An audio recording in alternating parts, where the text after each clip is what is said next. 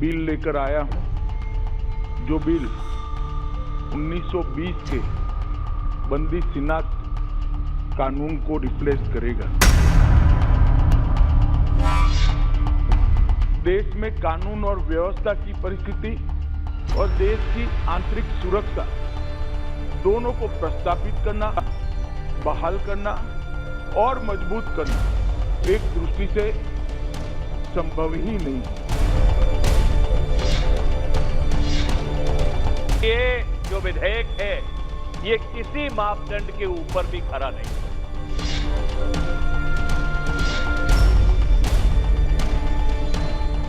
जो ये विधेयक आया है, वो जो मूलभूत अधिकार है, उन मूलभूत अधिकारों की अवमानना करता है।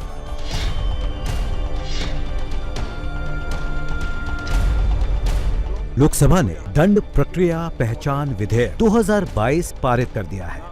इस विधेयक में अपराधियों की पहचान और आपराधिक मामलों की छानबीन तथा अपराध से जुड़े मामलों के रिकॉर्ड रखने की व्यवस्था है।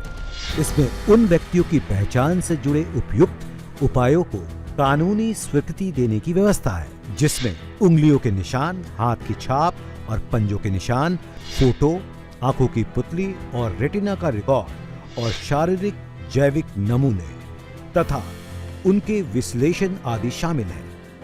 इससे अपराधों और अपराधी की छानबीन अधिक कुशलता से और जल्दी की जा सकेगी। वहीं विपक्षी सदस्यों ने विधेयक संसदीय स्थायी समिति के पास भेजने की मांग की है। इस विधेयक में राष्ट्रीय अपराध रिकॉर्ड ब्यूरो को ये रिकॉर्ड एकत्र करने, उन्हें सुरक्षित रखने और उन्हें साझा करने या नष्ट करने का अधिकार दिया गया है। केंद्रीय गृह मंत्री अमित शाह ने बीते सोमवार को लोकसभा में दंड प्रक्रिया विधेयक 2022 को पेश करते हुए कहा कि वो सदन में दंड प्रक्रिया विधेयक 2022 को लेकर आए हैं और ये नया विधेयक 1920 के बंदी शनाख्त कानून की जगह लेगा। माननीय अध्यक्ष जी, आज मैं ये महान सदन के सामने एक बिल लेकर आया हूं, जो बिल 1920 के बंदी शिनाख्त कानून को रिप्लेस करेगा। भारतीय जनता पार्टी के विष्णु दयाल राम ने कहा कि इस विधेयक को राजनीति से जोड़कर नहीं देखा जाना चाहिए। उन्होंने कहा कि इस विधेयक के पारित होने से जांच अधिकारियों को मदद मिलेगी और अपराधियों को दंडित करने की दर बढ़ेगी। अमित शाह ने कहा कि यह बिल किसी दोष को सिद्ध करने में एजेंसियों की मदद करेगा। उन्होंने कहा कि जब तक दोष सिद्ध का प्रमाण नहीं बदलता, तब तक देश में कानून व्यवस्था और देश की आंतरिक सुरक्षा दोनों को स्थापित करना, मजबूत बनाना और उसे बहाल करना संभव नहीं है। विधेयक पर चर्चा शुरू करते हुए कांग्रेस के मनीष तिवारी ने विधेयक लाने की मंशा पर सवाल उठाते हुए मांग की कि लागू करने से पहले इसे व्यापक विचार विमर्श के लिए स्थायी समिति को सौंपा जाए। डीएमके के सदस्य दयानिधि मारन ने भी कहा कि विधेयक स्थायी समिति को भेजा जाए। आपराधिक प्रक्रिया विधेयक के अनुसार अगर कोई व्यक्ति किसी मामले में दोषी पाया जाता है, उसे गिरफ्तार किया जाता है या फिर हिरासत में लिया जाता है, तो उसे पुलिस को व्यवहार संबंधी रिकॉर्ड देना जरूरी होगा। बिल पुलिस और जेल अधिकारियों को कानूनी रूप से दोषी लोगों के रेटिना, आइरिस स्कैन सहित भौतिक व जैविक नमूनों को एकत्र करने, संग्रहित करने और विश्लेषण करने की अनुमति देता है। बिल के अनुसार माप का रिकॉर्ड संग्रह की तारीख से 75 साल की अवधि के लिए रखा जाएगा।